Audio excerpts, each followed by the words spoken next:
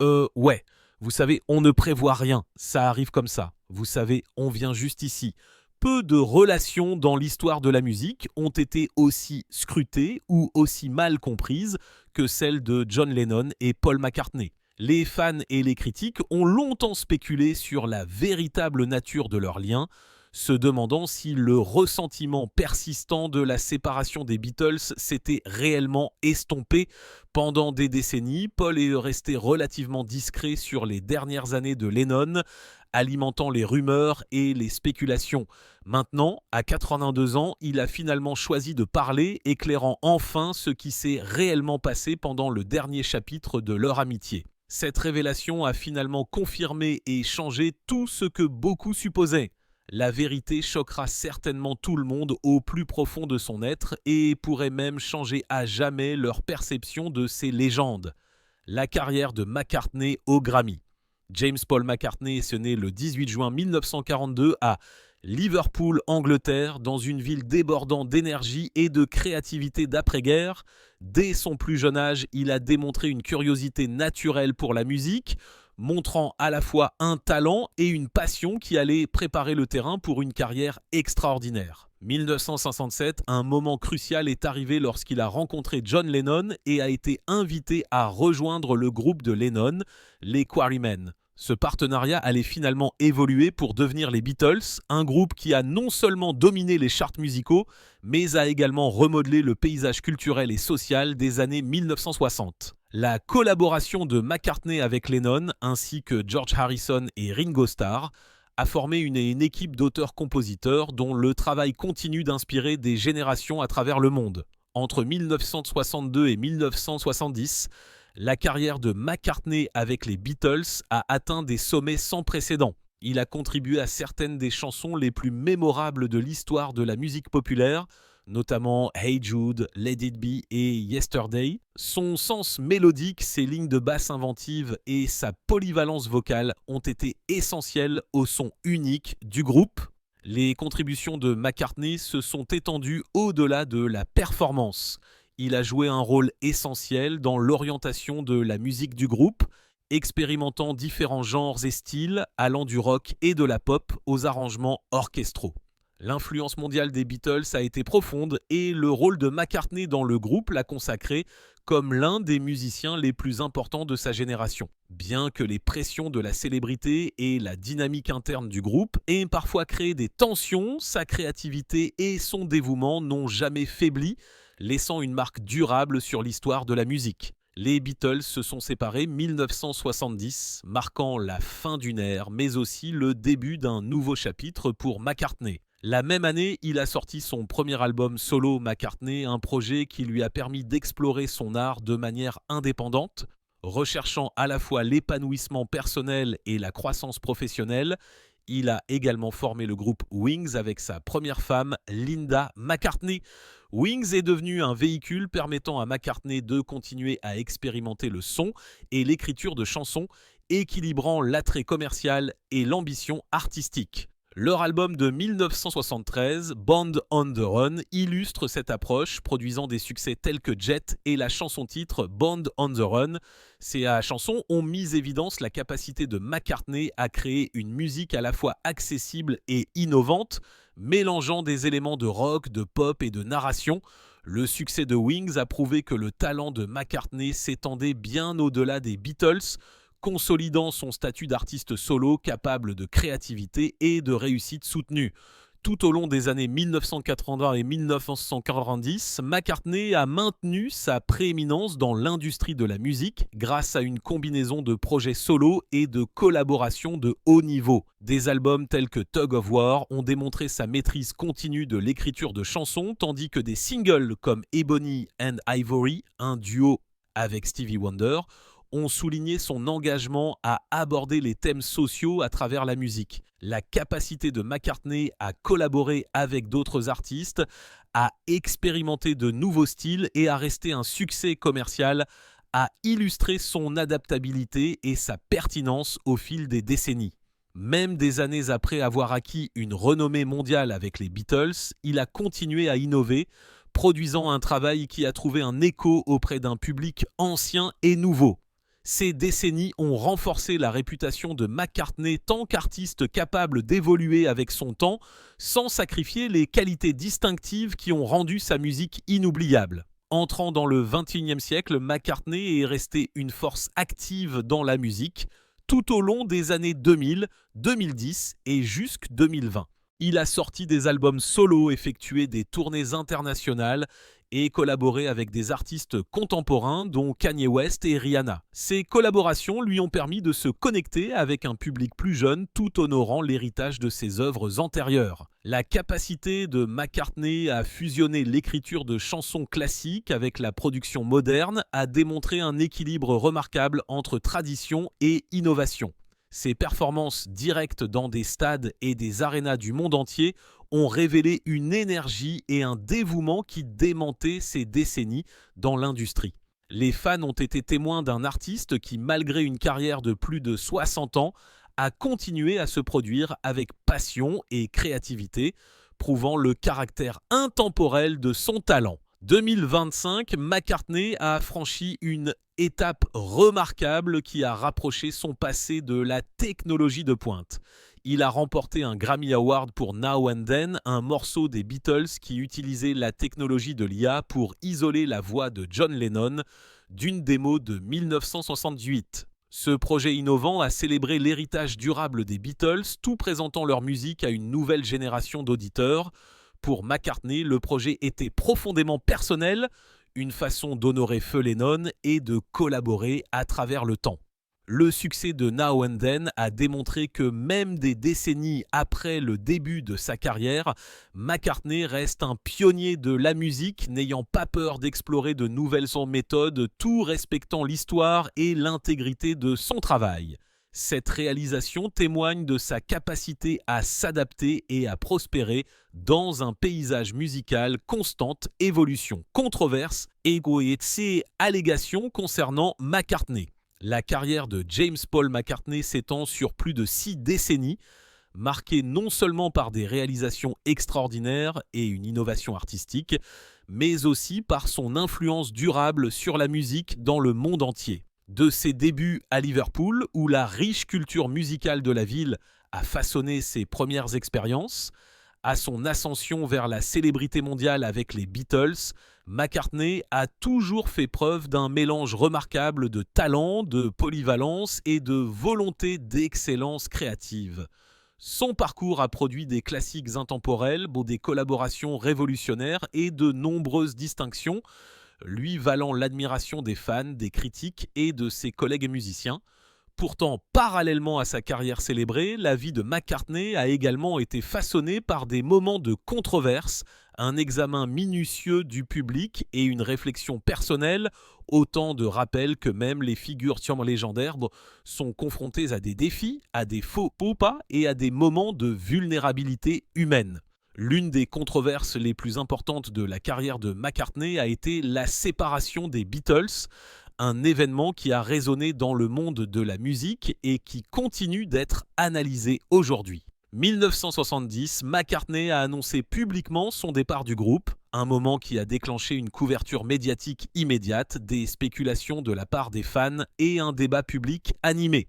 Les journaux et les magazines ont analysé chaque détail à la recherche de preuves de conflits internes, de divergences créatives ou de griefs personnels qui auraient pu motiver la séparation. La séparation a non seulement marqué la fin d'une ère de collaboration musicale sans précédent, mais a également symbolisé les pressions de la célébrité, les différentes visions artistiques et la croissance personnelle de chaque membre.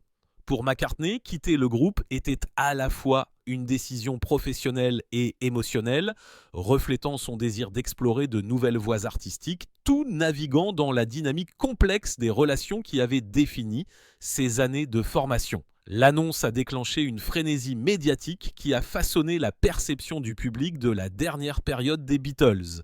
Et les discussions sur la séparation se poursuivent entre les historiens, les fans et les commentateurs culturels, illustrant l'impact profond et durable que le groupe a eu sur la musique, la société et la culture populaire. Plutôt 1969, McCartney s'est retrouvé au centre de l'une des théories du complot musical les plus tristement célèbres et les plus étranges, la rumeur selon laquelle Paul est mort. La légende urbaine affirmait que McCartney était mort en 1966 et avait été secrètement remplacé par un sosie, une histoire soutenue par des fans qui analysaient les pochettes d'albums, les paroles et d'autres messages cachés présumés à la recherche d'indices. Cette théorie bizarre a attiré l'attention des journaux, des magazines et des émissions de radio, suscitant à la fois l'amusement et la frustration des membres des Beatles et de leurs associés. Malgré l'attention considérable qu'elle a suscitée, la rumeur a finalement été démentie et McCartney lui-même a répondu avec humour et patience, soulignant l'absurdité des affirmations tout rassurant les fans sur sa présence continue. L'épisode a mis évidence l'intensité de l'examen minutieux du public auquel McCartney était confronté, à un reflet de l'extraordinaire notoriété qui accompagnait le fait de faire partie de l'un des groupes les plus populaires et les plus influents de l'histoire. La saga Paul est mort, bien que sensationnalisée, souligne les défis qui accompagnent la célébrité mondiale, où même les affirmations les plus improbables peuvent prendre une vie propre dans le discours public. La carrière de McCartney a également croisé des questions politiques et sociales, générant occasionnellement des controverses importantes. 1972, il a sorti le single Give Ireland Back to the Irish, une chanson à caractère politique, réponse aux événements du Bloody Sunday Irlande du Nord, où des soldats britanniques ont tué 13 manifestants non armés pour les droits civiques. Le soutien perçu de la chanson à l'armée républicaine irlandaise a conduit la BBC à l'interdire, suscitant un débat sur la question de savoir si les musiciens doivent s'engager dans des questions politiques et sur la façon dont le public interprète les déclarations artistiques. McCartney a défendu le morceau comme un appel à la paix et à la justice, plutôt que comme une approbation de la violence, soulignant son engagement envers les événements mondiaux urgents et sa volonté d'utiliser la musique comme une plateforme de commentaire social. L'incident a démontré que même les artistes célébrés pour leur créativité et leur popularité pouvaient provoquer de fortes réactions lorsqu'ils abordaient des sujets litigieux, et il a renforcé le pouvoir de la musique à s'engager, à refléter et à influencer les conversations sociétales. La vie de McCartney n'a pas non plus été exempte de faux pas personnels et de défis juridiques. Janvier 1980, il a été arrêté à l'aéroport Narita de Tokyo pour possession de 7,7 onces de marijuana. Détenu pendant 9 jours, McCartney a finalement été libéré et expulsé, mais l'incident a entraîné l'annulation de la tournée japonaise de Wings et a attiré l'attention des médias internationaux. Les journaux et les chaînes de télévision du monde entier ont largement couvert l'histoire, reflétant les défis juridiques et culturels auxquels les célébrités sont confrontées lorsque des choix personnels croisent les lois nationales et les normes sociales. Bien que l'arrestation ait été sans aucun doute un événement stressant et médiatisé, McCartney a continué son chemin et a poursuivi sa carrière, illustrant à la fois sa résilience et les complexités de la vie, sous le regard constant de la célébrité mondiale. Cet épisode nous rappelle que les personnalités publiques, quel que soit leur statut ou leur réalisation, sont soumises aux mêmes cadres sociétaux et juridiques que tout le monde et que les erreurs de jugement peuvent avoir des conséquences considérables. Au fil des ans, McCartney a également été confronté à des problèmes liés à la réflexion personnelle, à la responsabilité et à la responsabilité sociale. 2016, il a reconnu publiquement que, dans sa jeunesse, il avait utilisé un langage racialement insensible, admettant qu'un tel comportement était ignorant et exprimant de sincères regrets. Ce moment de réflexion candide a démontré la volonté de McCartney de faire face aux aspects inconfortables de son passé et a illustré sa croissance et sa conscience de soi. Abordant ouvertement ses erreurs, il a reconnu l'évolution des normes sociétales et la responsabilité qui accompagne l'influence publique.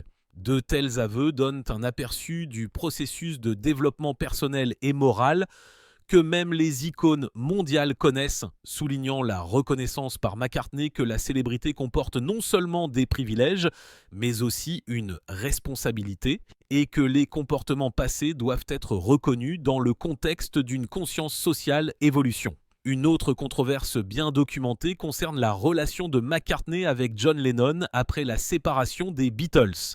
1971, McCartney a sorti l'album Ram, qui comprenait des chansons largement interprétées comme des critiques à l'égard de Lennon.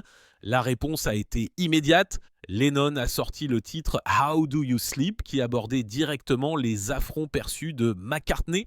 La tension entre les deux anciens membres du groupe a attiré une intense couverture médiatique, générant des spéculations sur une rivalité personnelle et créative persistante. Cet épisode a mis lumière les complexités de l'amitié, de la collaboration et de la rivalité entre des artistes dont les relations sont à la fois profondément personnelles et soumises à l'examen du public. Au fil du temps, McCartney et Lennon se sont réconciliés et ont maintenu un respect mutuel, démontrant que même les différends très médiatisés peuvent évoluer, s'adoucir et finir par faire partie d'un récit plus large de partenariat durable et d'héritage créatif. Même ces dernières années, McCartney a été confronté à des critiques pour des remarques désinvoltes et des interactions publiques.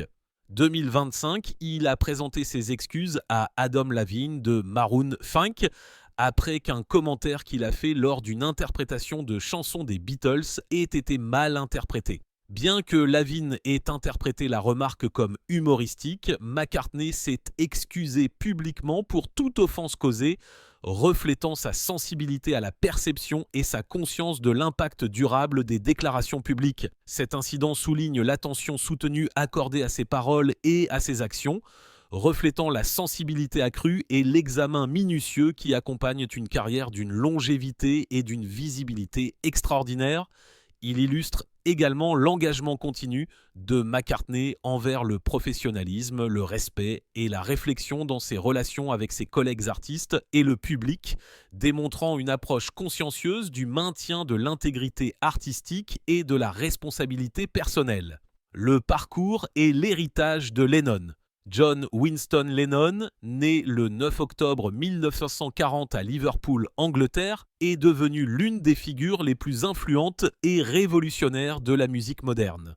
De ses années de formation à Liverpool, où il était entouré par la culture d'après-guerre et une fascination croissante pour le rock'n'roll américain, les premières expériences de Lennon allaient profondément façonner son identité musicale et sa vision artistique. Son parcours, d'un jeune garçon expérimentant la musique skifflée à un membre fondateur des Beatles, représente une période de transformation non seulement pour Lennon lui-même, mais aussi pour le paysage musical mondial. Tout au long de sa carrière, Lennon a démontré non seulement un talent remarquable pour la mélodie et l'écriture de chansons, mais aussi une volonté inébranlable de défier les conventions sociales et politiques.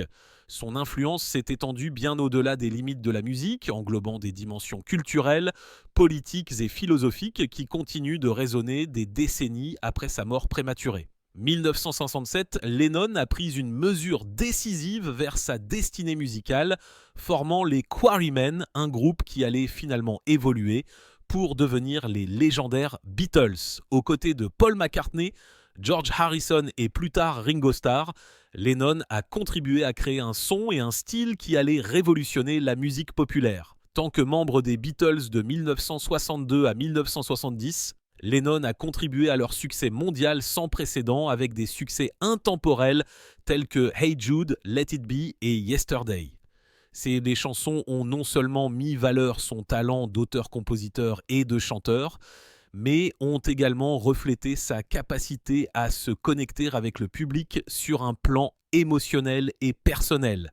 Les techniques de studio innovantes, les styles musicaux éclectiques et l'art novateur des Beatles ont fait de Lennon une figure centrale de l'un des mouvements musicaux les plus importants du point de vue culturel du XXe siècle. Leur impact ne s'est pas limité à la musique seule. Ils ont influencé la mode, les attitudes sociales et la culture des jeunes à l'échelle mondiale, faisant de Lennon à la fois un pionnier musical et une icône culturelle. Après la séparation des Beatles 1970, Lennon s'est lancé dans une carrière solo qui allait encore affirmer son identité d'artiste, n'ayant pas peur de s'attaquer aux problèmes sociaux et politiques. La même année, il sort son premier album solo, John Lennon Plastic Ono Band, un disque intensément personnel et brut qui met valeur sa vulnérabilité, sa profondeur émotionnelle et son expérimentation musicale. L'album s'écarte du son poli des Beatles, offrant des titres introspectifs qui montrent les thèmes de la douleur personnelle, des questions existentielles et de la conscience sociale.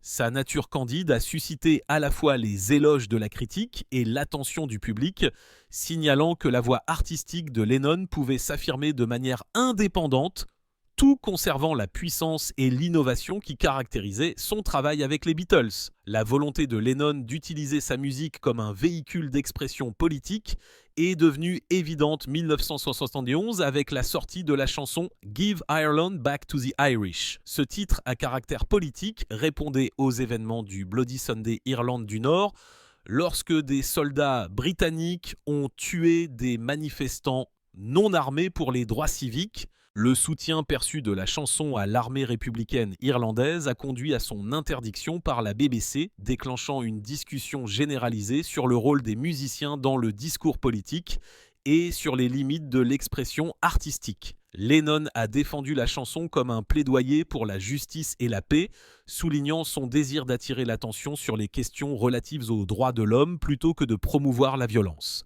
Cet épisode illustre son engagement envers l'activisme social et sa compréhension de la musique comme une plateforme pour défier l'autorité, provoquer la réflexion et inspirer le changement.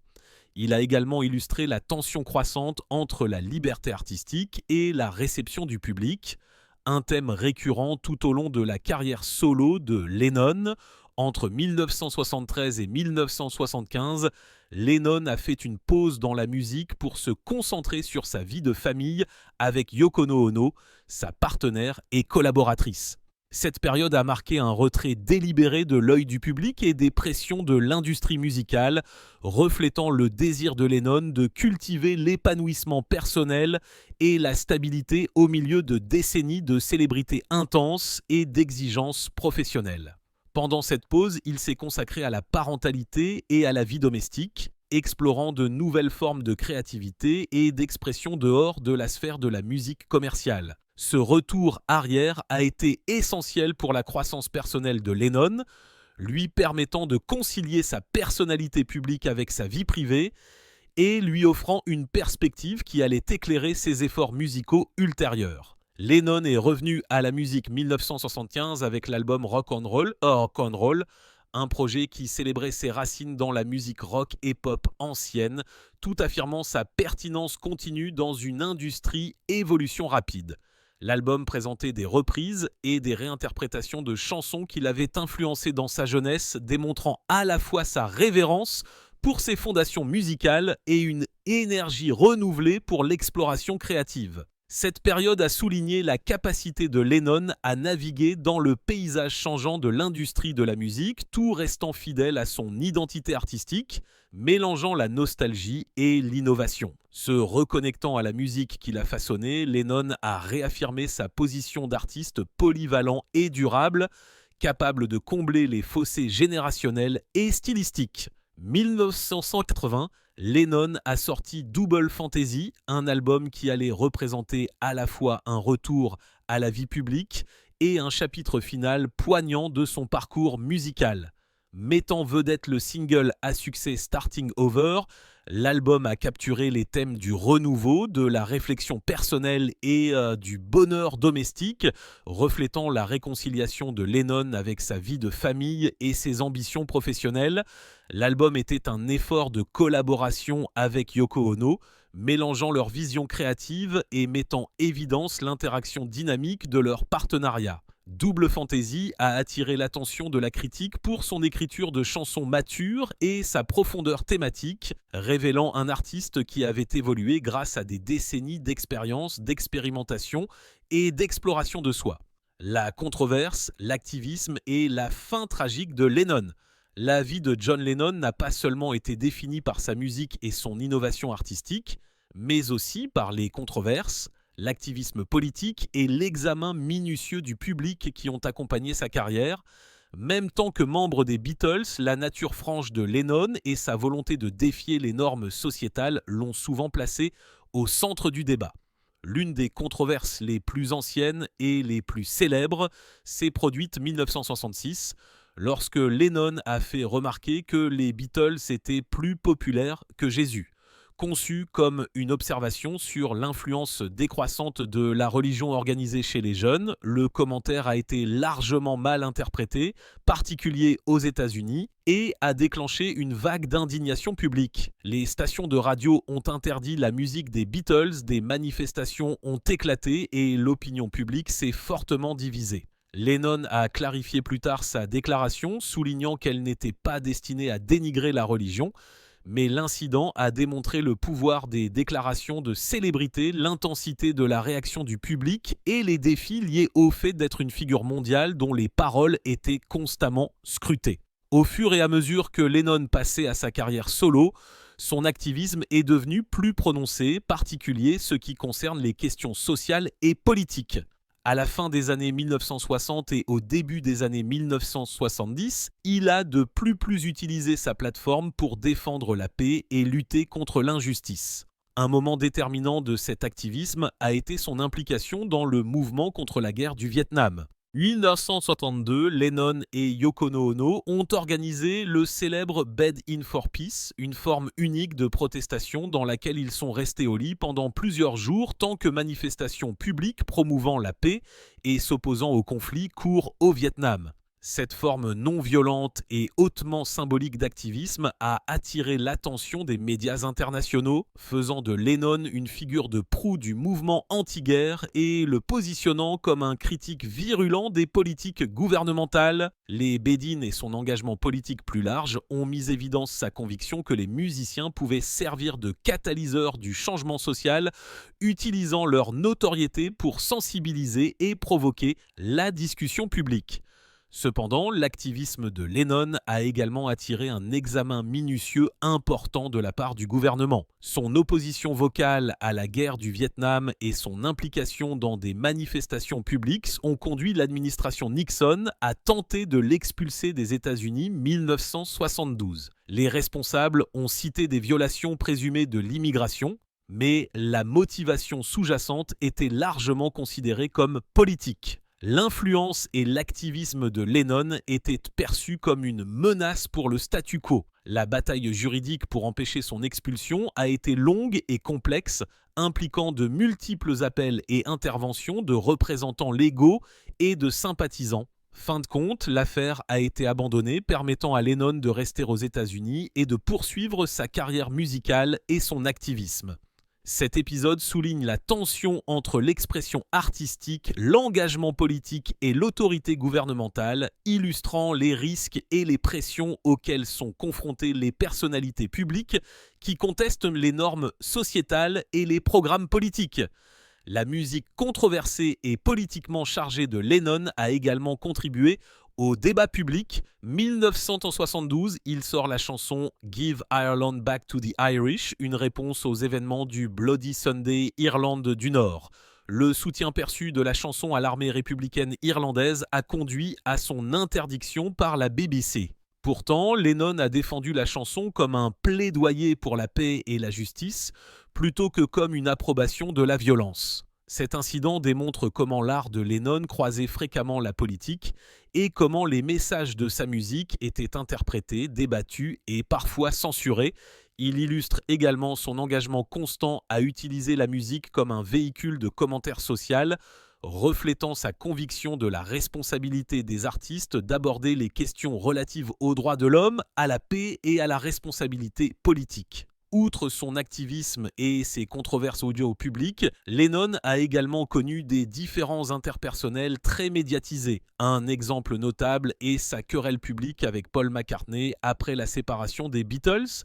1971, McCartney a sorti l'album Ram, qui comprenait des chansons largement perçues comme des critiques à l'égard de Lennon.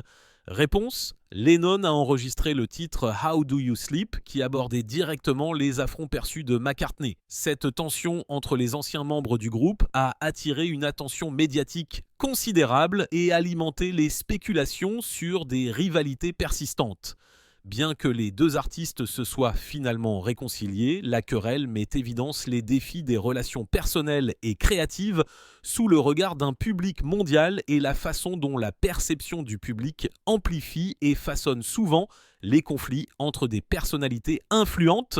Malgré ses réalisations, son activisme et son influence publique, la vie de Lennon a été tragiquement écourtée le 8 décembre 1980.